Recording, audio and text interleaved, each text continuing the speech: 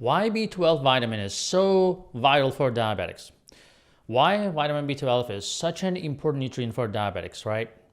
Hello there, my diabetes champions. Today I want to talk to you about a topic that has been making the rounds in the health world, and that is the connection between diabetes and vitamin B12 and metformin. That's a good dilemma there. Specifically, I want to talk to you about how these three things are related to one another and how it can be unrelated too. Now, if left untreated, a lack of vitamin B12 can result in neurological issues such as persistent tingling in your hands and feet, issues with balance, anemia, neuropathy, you name it. According to a number of studies, people with type 2 diabetes who use metformin in the long term have a significantly increased chance of developing B12 deficiency, with the percentages reaching as high as 33%. Now, we are all aware of how essential vitamin B12 is for maintaining your overall health, and yet the issue remains here is, why is this taking place? Is this a side effect of the medication, or does the sickness itself cause it? But stay tuned, because in this video we are going to delve into the fundamental reason of this problem, as well as we will discuss the steps that you can take to guarantee that your body is receiving enough amount of vitamin B12, even if you are treating your diabetes with metformin. I'm not saying give up the metformin. A lot of people hate metformin, but if you have to stay on metformin, you have to watch out a few things, like vitamin B12. So without further ado, let's get right down to the business, shall we? Unfortunately, taking metformin for an extended period of time might cause a storage problem in B12. Actually, more of an absorption problem. It's an essential ingredient, right, for keeping the nerve function normal and even making red blood cells. This risk is multiplied by factors such as increasing age, taking a bigger dosage of metformin, using medication for a longer period of time, etc. So the absorption of B12 levels and the vitamin B12 can begin to fall as early as the 4th month actually using metformin. So if you're using this for years, you're in trouble. It's essential that your physician to regularly monitor diabetic patients or supplement them with B12 to prevent the deficiency. Now, diavitamin, as you know from SugarMDs, is what the vast majority of my patients take, and this ensures that they have all they need from a vitamin standpoint. It's available at SugarMDs.com. Some of my patients who don't like metformin sometimes might decide to take SugarMD superberberine instead, so they won't have to worry about the adverse effects of metformin. Again, most of you love that superberberine at SugarMDs.com. But however the decision is, that's all in your hands, and I'm here to help you with any decision you make. Some of the reasons that have been postulated to explain this delightful side effect of metformin, right, includes some through mouthfuls. Are you ready? Well, there will be alterations in small bowel motility, which stimulates bacterial overgrowth and consequently cause vitamin B12 deficiency. Or it can cause competitive inhibition or inactivation of vitamin B12 absorption. And let's not overlook the age-old alterations in intrinsic factor levels, shall we? I mean, seriously, is there anyone who hasn't heard of that one, the intrinsic factor? Well, taking the humor out of this situation, this is quite interesting material, right? But let's face it, anything that disrupts the balance of nutrients in our bodies is no laughing matter. There is a widespread misconception that only persons who can develop a lack of vitamin B12 are those who use the medication metformin. And however, this is not the case. Have you ever taken the medication for acid reflux or peptic ulcer disease? We call them PPIs.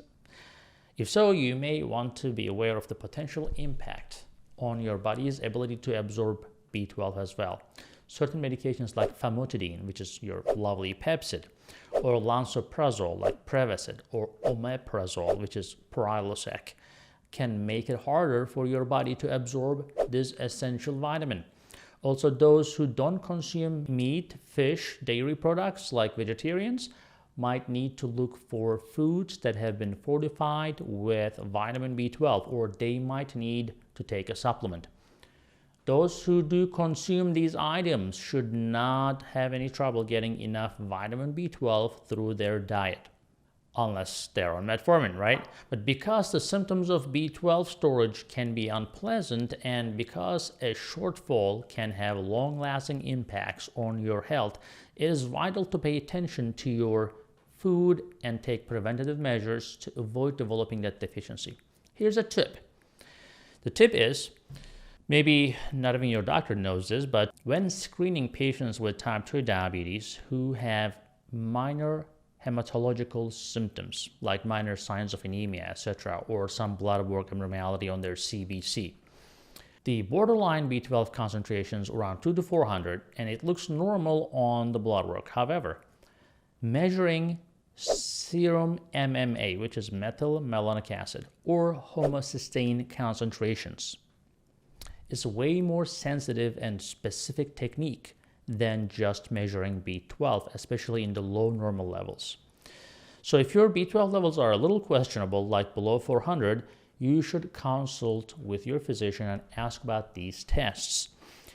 If you are looking for a simple way to get more vitamin B12, I would say oral administration is a very popular choice, unless you are intrinsic factor deficient, right?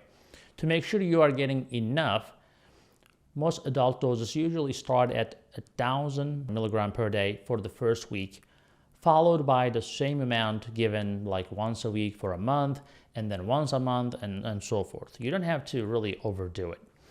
However, if you are already taking a vitamin designed for diabetes like diavitamin or SugarMD neuropathy support, you might actually get all you need, so you may not even have to worry about taking extra B12. So when it comes to B12 supplements, the pattern of administration also gives your body a chance to absorb and use the vitamin most effectively.